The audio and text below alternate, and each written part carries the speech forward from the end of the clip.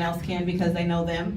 And so I'm going to go ahead and let Gerald get started. I want to thank you guys so much for your patience in this whole little transition. We're trying to get this to work, but we just have to fire it and work around it. So thank you all so much. Thank you, Whitney. You're welcome. Yeah, we were having some slight technical difficulties. I have a portion of my presentation that has to do with the projector, but I can continue without it. But first, let me introduce myself. My name is Gerald Lacey II. I'm author of a book called The Visionary.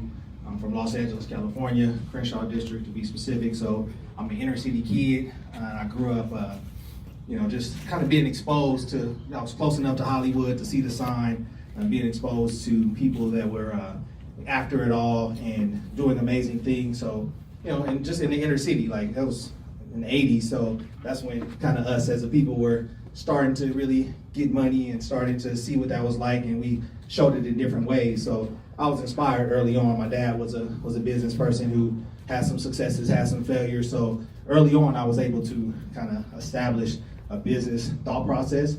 So I ventured off on my own, went to the University of Hawaii, played football out there. There I was exposed to a whole different level of life, unity, just progress and possibility. So that was a real blessing for me. I had the opportunity to stay at home in Los Angeles, but I kind of felt like I needed a change. So I ended up going to the University of Hawaii. From there, I graduated with a degree in sociology. I kind of wish I would have done business just because I got into business right away. So because I didn't have a degree in business or finance, I kind of just started to do business. Opened up a detail shop, and we tried to make it, had some ups and downs. Ended up moving to Vegas in 1998. So I saw Vegas, I've seen Vegas change from, when Decatur was almost, or Jones was like the last street, to now there's Aliante and all these different areas. But so one of the reasons that I wrote the book, The Visionary, was because I felt like as I was on my path and as I was going for more, that I didn't really have or didn't really know where to reach out to ask somebody, what should I do? How should I do this? How do I start a business? And this was, early on, so in 1996, so the internet wasn't available. You couldn't just Google, how to open up a corporation or where do I get funding from. So one of the reasons I wrote The Visionary was to be able to give back, mostly to inner city youth, but come to find out it's really benefiting a lot of people. I use a lot of my experiences and kicking down doors and opening up different types of businesses, traveling to Africa and different countries, seeing how they do business. And I kind of just put all of that stuff into my book. I was in the music industry for a long time, from 2000, started as a rapper. As a lot of us do from the inner city, started as a rapper, decided to go behind the scenes and do management and production and writing. I managed a kid, his name is Mike Sean. He was on a TV show called Lincoln Heights. It was on ABC Family for a while. He was a little kid on there. We were successful in getting a few record deals. So I talk about that in the book, about just going into the buildings and really understanding what the music business is about, what those deals are about, and what you can run into. I moved into the fashion industry after that. This was, around 2004, 2005. Ended up having my own clothing line. She had a clothing line. We were in Vegas. This is when 944 magazine was going on, so we had a lot of spreads in there. Ended up in 140 stores. My brand ended up in 50 stores. It was really high end, and then the recession came. So I used a lot of the things that I went through just being a young African-American businessman, dealing with factories, getting orders, $400,000 orders from Kohl's, all kinds of different things, and dealing with factory owners that, coming from the streets, you would think that when you get into the business side that everything would be a little bit more on the up and up, but coming to the conclusion that in legitimate business, it's a little bit more shady than the streets, because usually in the streets you can kind of see it coming. In business, they sit behind a nice office, they accept your check, they accept your wire, they tell you you're gonna have a deadline, and they may or may not, just depending on how they feel. So those are some of the things that I've gone through that kind of I put in my book, and was what I based my mentorship now for anybody that's interested. So I am a business coach, I am a consultant, I do still have some business of my own. We have a fish spot here on Twain and Twinton, Friday's Fish and Wings, in case anybody likes fried lobster tails or shrimp or anything like that.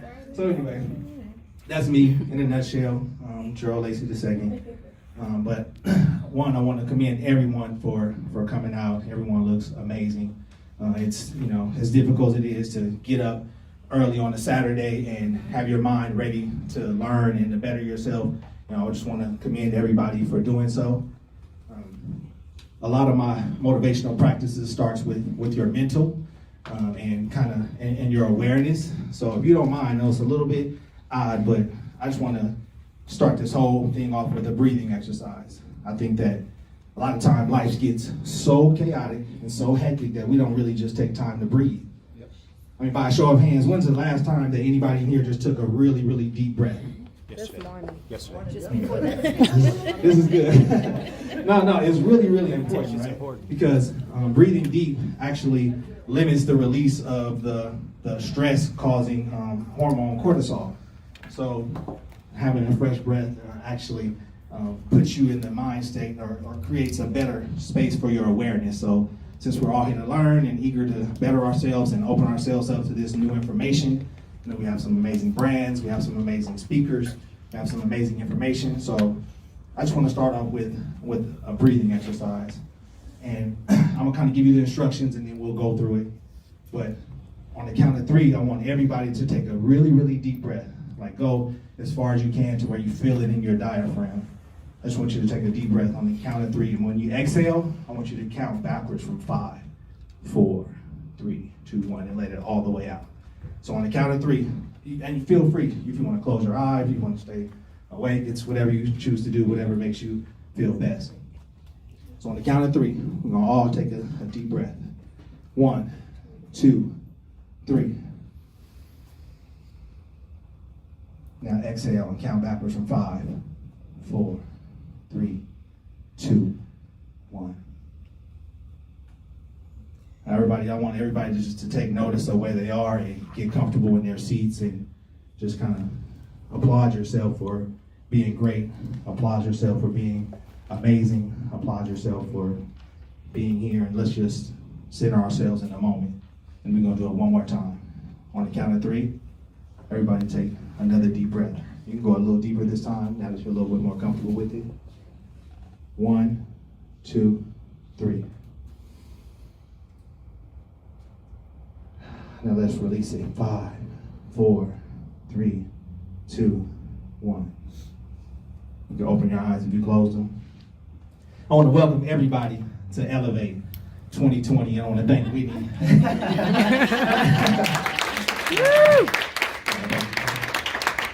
I want to thank Whitney for having us out. I really appreciate the energy that you're providing, and this is just amazing. So I'll kind of get into my presentation here.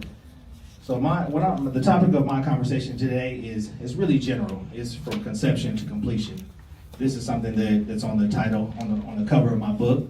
I just feel like a lot of times as visionaries, as go-getters, we have a lot of ideas. Oh, I want to do this. Oh, I want to do that. Oh, I'm not really sure.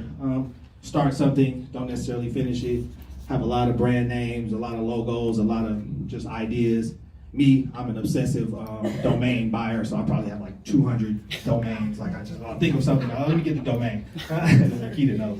I'm super obsessive with it.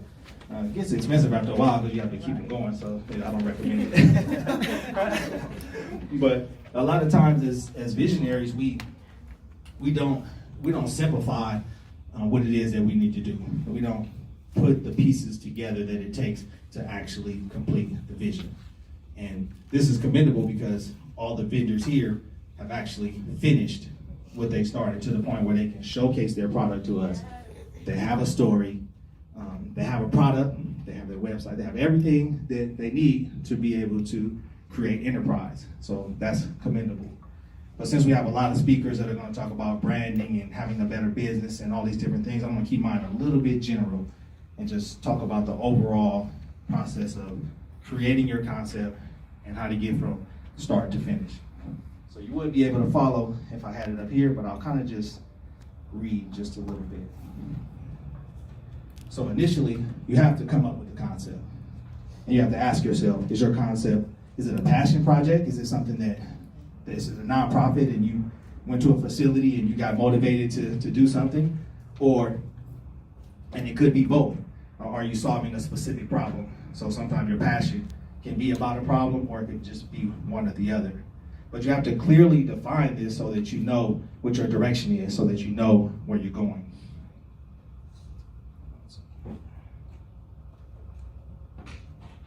So you have to ask yourself, what's the driving force behind your passion? And I like to just write down a few things that kind of what makes me go. That way, if I'm ever feeling down, or if I ever want to stop, I can go back to what is the driving force behind my passion, and it'll remind me to get up and go again. And then I ask myself, well, what problem am I solving? So from that point, I come up with a lot of different.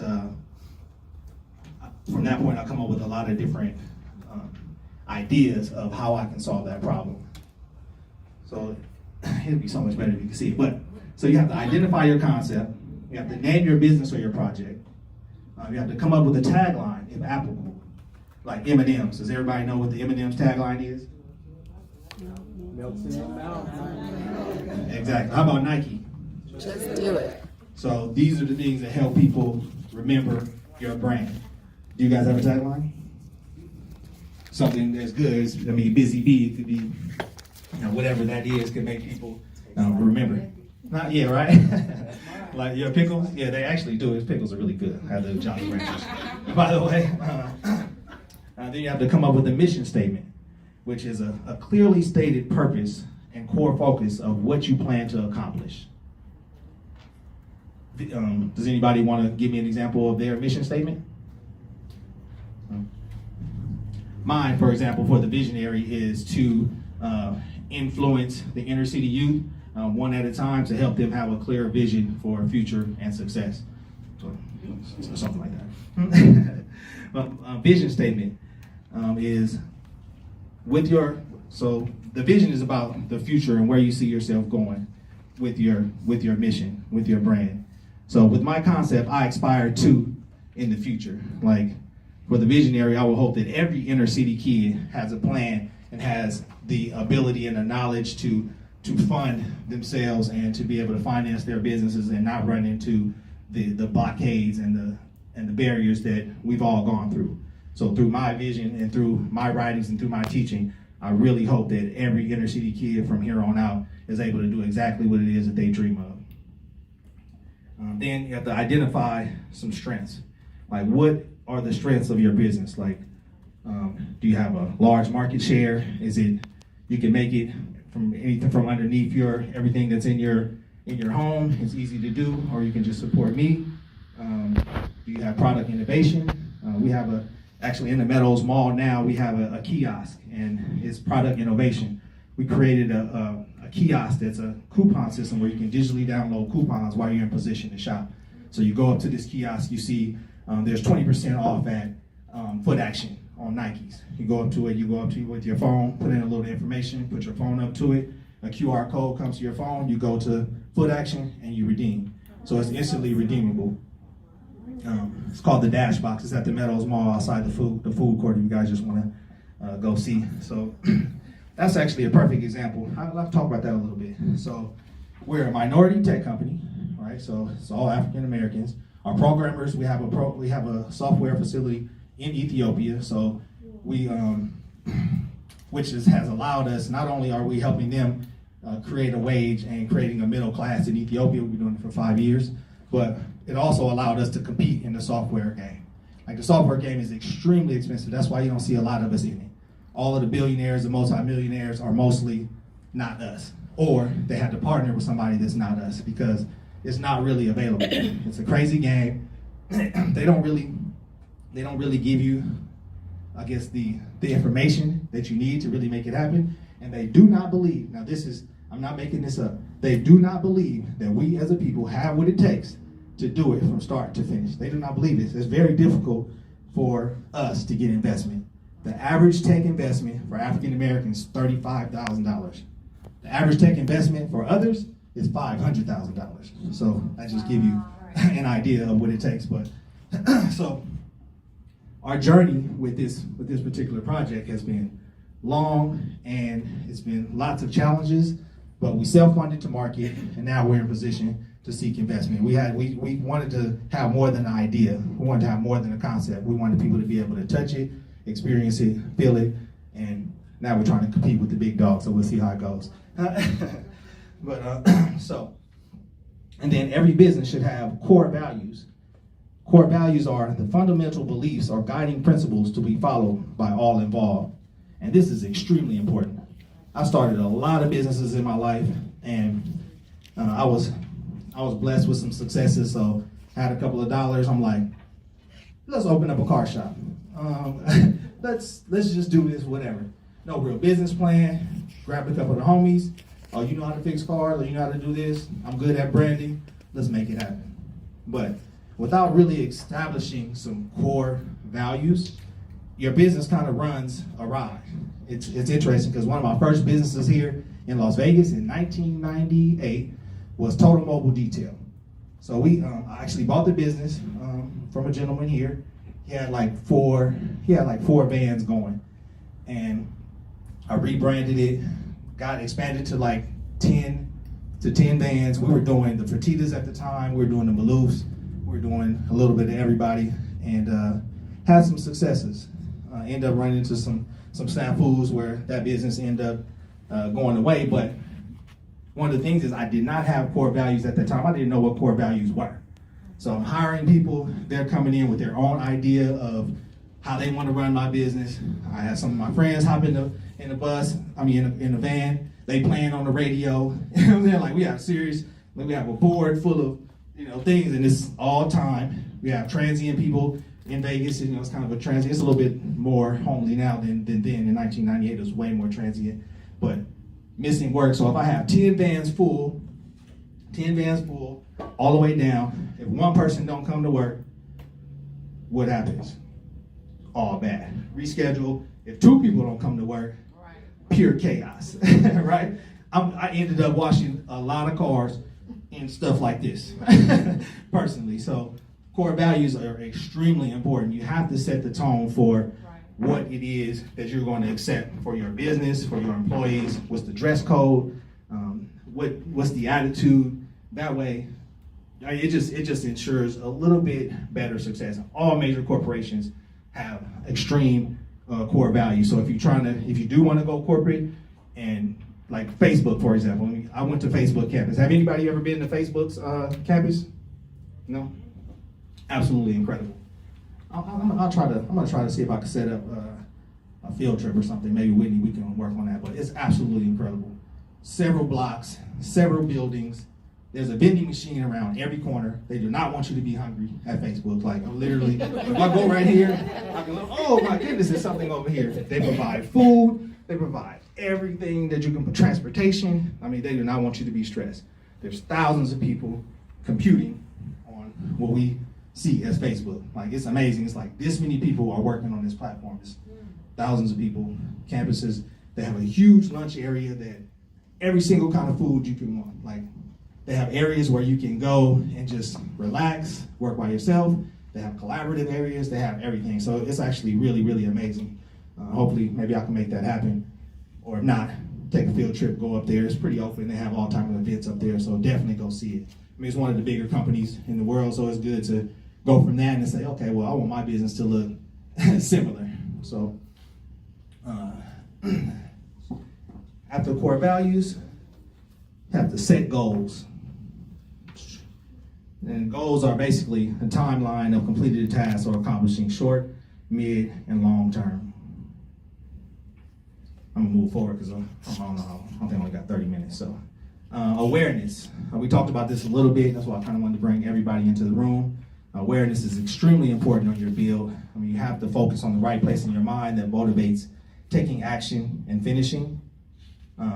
Uncontrolled wandering of the mind could venture you into a fog or create conflicted confusion. Those are 2 chapters in my book, actually. Just a lot of times, even once we finish and once we have our idea completed, and once we're in the marketplace, it still could get foggy. What do I do next? How do I market to the people? How do I get my first customer? How do I go from 10,000 a year to 100,000 a year? There's a lot of different things that could happen. It could be frustrating. I mean, if you're not spending a certain amount of marketing dollars, if you don't get Facebook Blueprint certified, if you don't understand Google Analytics, if there's a lot of things that you don't understand, it could be confusing. You know, you end up staying small and not growing, and that could be disappointing to you. So you have to keep your mind, your awareness in a place of motivation. You're in a place of, I can make this happen, in the case where I'm going to educate myself and make sure that I win. So some examples of awareness are calm, open, combative, upset, motivated, present, pumped up, and then there's different levels of awareness. Everything that we know about is touch, taste, sight, smell, and our hearing. And then it's like, how does that make you feel? So once I smell it, once I hear it, once I see it, how does that make you feel? And then mental activities, like what you think about that feeling. So there's a lot of external stimuli that create your awareness, so you just have to stay focused. And then there's that interconnectedness, which is kind of like what the universe brings you. It's kind of like, oh, I was over here and all of this stuff was going on, and then this happened. Then you become completely aware of that situation. You start saying, oh, this must be meant to be. Oh, I'm motivated now, I'm going to do this. So that's the place that you need to stay in, because really everything that you're doing is meant to be. Being here is meant to be. So let's see here. Organization. Organization is extremely important. So you have your concept, you've identified it, you have a brand, you're aware. Now it gets serious. You have to organize. And there's so many different pieces. I mean, and there's different types of goals, and there's different types of, they could be personal, it could be losing weight, it could be just working on your mind state, could just be a goal in itself. But as a brand, you have to define your brand. I actually designed a workbook. It's called the Visionary Plan Workbook, and I passed out a few pages from it. It's 220 pages, and it kind of goes over a lot, so it would have been extremely difficult to print that many pages out and give it to everybody, but I will have those available in the next couple of weeks online. And I'll make it free. I'll give a code for everybody that's here. You can just have it for free, because I just think the way that it helps you organize is extremely important. It asks a lot of questions. It makes you write it down, and it just puts it all in perspective. It asks you every single thing from the audit of your social media. Like, there's so many different things. We'll go over that later. Resources, educational tools, mentors, locations, where are your products, who's manufacturing it, who's designing it, keywords for your website, social media if you need it, and your delivery methods. How will people get your product? Then, after you organize, you have to assess. This gets a little bit more serious as you go forward, because by assessing, it's really difficult, because we all believe that everything we create is the best. That's just, you wouldn't create it if you didn't think it was the best. You couldn't be a promoter of your brand if you didn't think it was the best. But when you get serious about it, you have to do an environmental analysis, a SWOT analysis, a market analysis, a competitor analysis, like who else is doing it, how many other people are doing naturals, how many other people are detoxing, how many people are selling jewelry online, and you have to really take time to look and see what they're doing, so you can understand what you're doing different and how you can corner the market for yourself. An operations plan is like, how does it work? A marketing plan, how are the people going to know? Who's the management? Is it just you? Is it a team? Do you need multiple people? Do you need sales? Do you need marketing? Do you need HR? How big is your vision? How much do you need? And then financial, which is extremely important. Some things you can do in your kitchen, find somebody to make it, bottle it. It might cost $10,000, it might cost $50,000. Some things, the dash box, for example, might cost $500,000. How do you do that? Like, what are the pieces? Is my credit good? Do I have friends and family? Am I asking for investors? So that's assess. I can email this to everybody too once we're all done, just so you can just have it. Then it's about planning. Planning is everything. If we keep it in our heads, it's extremely difficult. You're definitely gonna miss. You're going to forget. You're going to get lost. It's extremely important. So the plan is from start to finish, write it all down so you have a blueprint to follow. This is the site map or schematic for your vision. The how to, where to, and when to.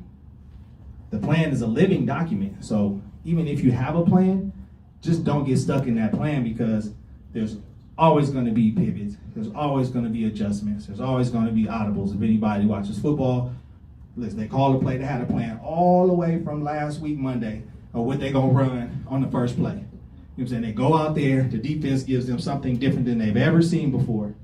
You know what I'm saying? The quarterback has to go up to the line, and he calls an audible. You know what I'm saying? That plan is no longer. You know what I'm saying? Now, everybody has to be fluid enough to make that adjustment on the fly to really be able to make that happen and be successful, get a first down or get a touchdown. So your plan needs to be clear and followable by you and any teammates you invite. If I invite any one of you to my vision, it's best. It's extremely important, right? If I invite any of you to my vision, I should be able to sit you down, slide you a piece of paper. I should have a standard operating procedure, and you should get like, you know what? I can handle this, or I can't. Is there anything else I can do? And we should be clear. One of the things I learned in business, and it was a hard lesson because sometimes you don't have access to a lot of help, right? So you just ask who's ever close by, and then they might be good at marketing. But you don't really just need marketing, you need sales, or you might need something to design something. So you end up putting all of these different tasks on somebody, and you're not giving them a chance to maximize them for you. So you have to be specific, and in maturity, you learn to ask questions, because what happens is somebody will come in excited, and I'm the best marketer in the world, I'm gonna market your business, I'm gonna make you $1 million, I promise. And you're like, okay, that's awesome, this is great. But while you're here, you think you can handle this for me too, because I'm a little bit busy. And now they're no longer concentrating on marketing your business. They're concentrating on, because they don't want to let you down, they're concentrating on, how do I do this so I don't let the team down? Right. And you end up kind of losing the team, and their excitement starts to go down. It just depends on who it is, but that's one of the things I've definitely learned in business. I'm not the best at budgeting. This is extremely important. I mean, it's the gift and the curse. So you have to ask yourself, how much is it going to cost? Are you able to do it all, or does it need to be broken down into phases? It's income versus expenses. It's weekly, monthly, quarterly, yearly. It's cash, credit card, loans, interest. You have to take into consideration interest. It's a crazy game. The interest game, it can make or break you. Having a lower credit score, can put you in a worse position. It'll get you the money, but if you're not really careful, that interest could, put you out the game. Reserves, extremely important. How many reserves do you have? Like for you store owners, I actually used to own a really successful store pre-recession in Scottsdale, Arizona, at the Scottsdale Fashion Square. I'm not sure if anyone's been there, but one of the more affluent areas in the country. I honestly saw more black cards than I ever seen in my life at that store. It was like, I just didn't even know that many people had black cards.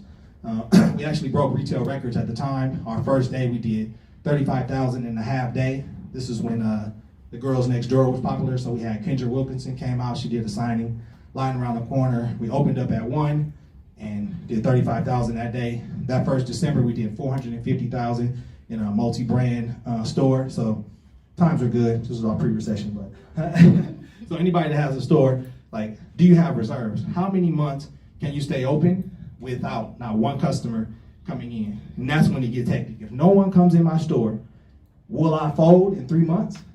Will I fold, and do I have enough marketing dollars to make sure that doesn't happen? But what are your reserves? It's something that you 100% need to do, because a lot of times we just want to get open. I got my first and last. Oh, I got my first run of clothes. I got my Instagram up. I'm open. You're like, oh my goodness, I got $10,000 left. My rent's $4,000. It depends on the store. My rent's $2,500. You got bills. You got employees. Are you working the whole time? You open from 10 to 10. Like, there's so many different things that you have to consider when opening the store. So that's reserves. And then burn rate. I kind of got this from tech, because when you're seeking investment, they want to know, if I give you $500,000, where's it gonna go to, and how long is it gonna last? So that's the burn rate. Let me scoot this along.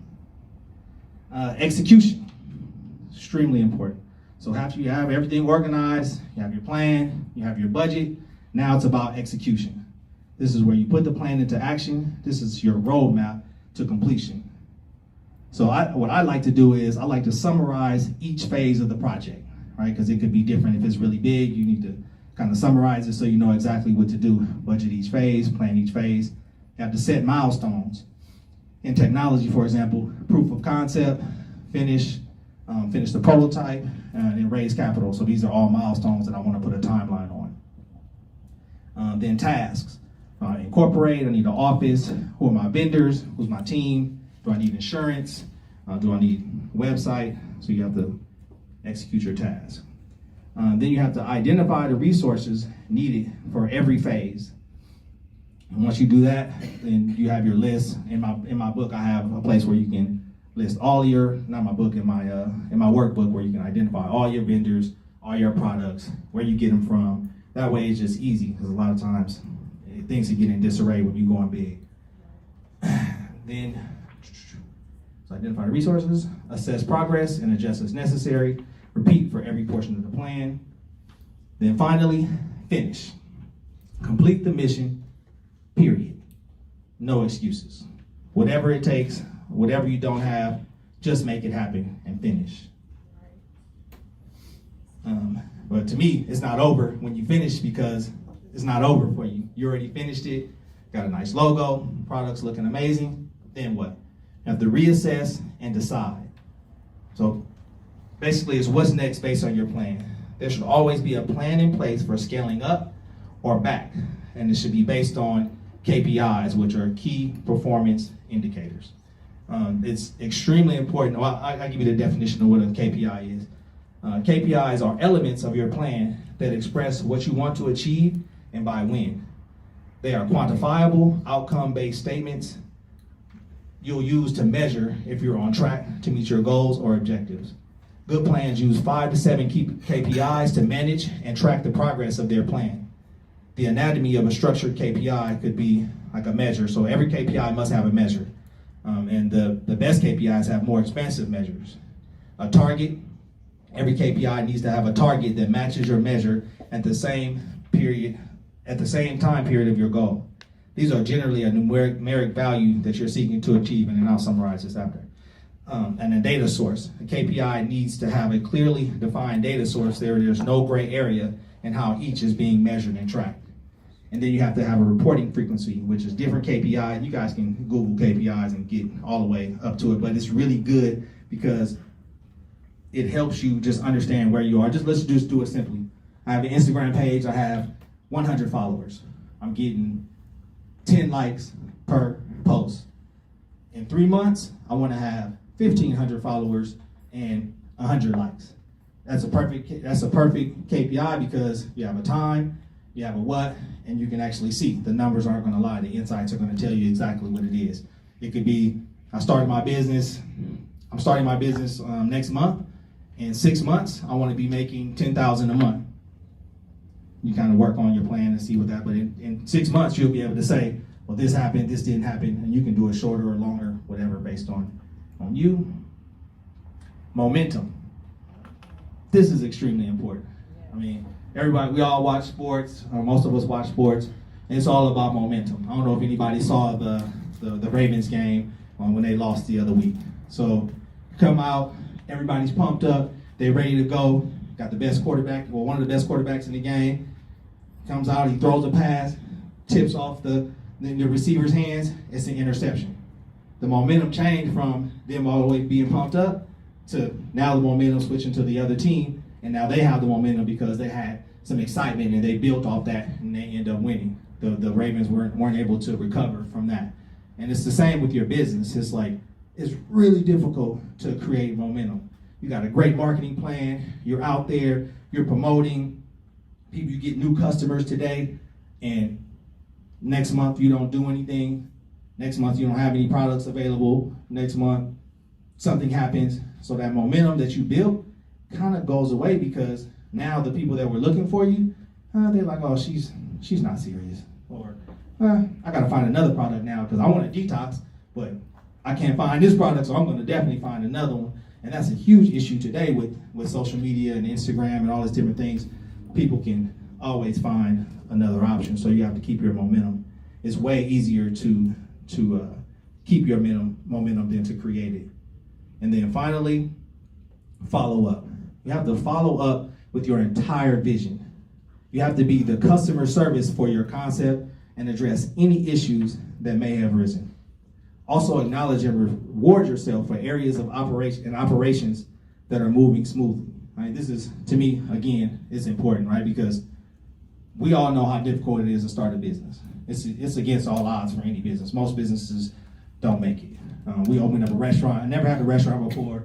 Most restaurants close in a small amount of time. We just kind of dove in, tried to figure it all out, and you know what I mean? So it's like, it's admirable that we're doing it, we're making some progress, but we still have to be the customer service for our brand. We have issues with cooks, or we have issues with this, or we're understaffed, we're closed one day when we should be open. So there's all these different things that we have to be the customer service for our own brand and try to figure out our own problems.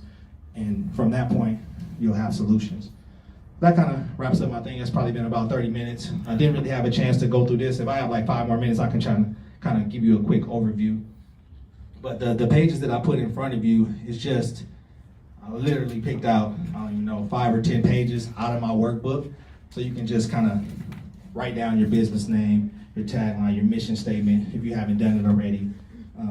What's your unique selling proposition? Like, what are you selling? What makes you unique? What are my strengths? What are my core values? You can just kind of write that down for yourself. Branding, I know Rakita's going to talk about that, but it's just some overview of just kind of like, what does it look like? And this kind of, if you're just starting, or if you're adding another product, or you're expanding, just like, what does it look like? Next page is determine your goals. You can kind of just brainstorm, figure that out. Then you have your annual goals. And it's really good to set annual goals because you have to know where you're going. First, you have to assess where you are, and then you have to know where you're going. And that way, you can kind of assess yourself along the way and make the adjustments necessary for success. Actually, you can put down some key action steps, what it's going to take to make it happen. The big 5 questions. Question 1, what do you want your business to look like? Just kind of can write that down. Question 2, what do you need from your business for it to feel like a success? Which is important because success could be different for many people. I could sell 10 jars. I could, detox 100 people, or, do I want to go global and be selling my product in Africa? And, whatever it is, you have to write that down so you know what to do. Question 3, what do you need from your business to feel fulfilled? That's important too, because it might not be money. If it's a nonprofit, it's not necessarily money. It's about the feeling that you get when you're helping people. Question 4, what do you think is or could be stopping you? That's important. A lot of times we just don't really know. What's stopping us? What do we really need? Like, why our product is amazing. We're ahead of the game. We know that we're collecting data that everyone needs. How do we make them believe, right? Like, how do we get out there? So if anybody's into marketing or sales, I'm more than welcome to join us. It's tech money, so if we hit hundreds of millions of dollars, if not billions, like, we have actually some insight to where we're actually a year and a half, we're losing time, but we're about a year and a half ahead of some other organizations in the software that we do have. So it's extremely imperative that we get market share now, get into every mall and every C-store that you see, so where you're familiar with using the dash box. But the thing is, if we're successful, we could hit for a lot of money, which is the goal. At that point, I'll be able to really influence the youth and really speak from that perspective. Goals, I just kind of broke it down: 1 month, 3 month, 6 months, 1 year, 2 years even. And then I have a little budget section, goes a little bit more in depth in the workshop, in the workbook.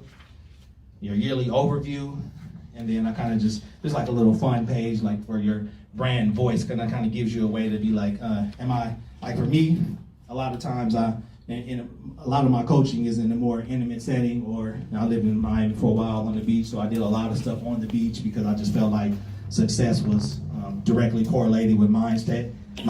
So, my voice is a little bit more calming and motivational, just because the world is so chaotic.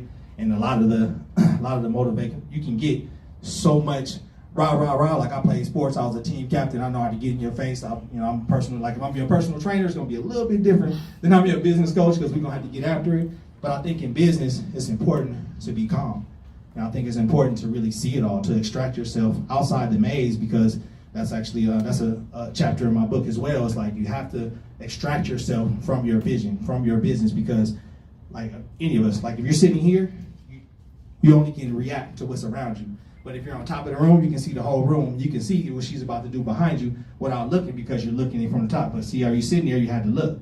You know, and so if you're in it, you're just reacting. If somebody's coming, you react. Oh my God! You know, oh, you know, there's so many different things that you have to react to. But if you extract yourself, you can see it all, and then you can move the pieces the way you need to move it. So, That's good. Anyway, I'm Gerald Lacey II. Thanks for your time. If you want to follow me, I'm on Instagram. I'm at Mr. Business Consulting, and my visionary stuff is The Visionary Path.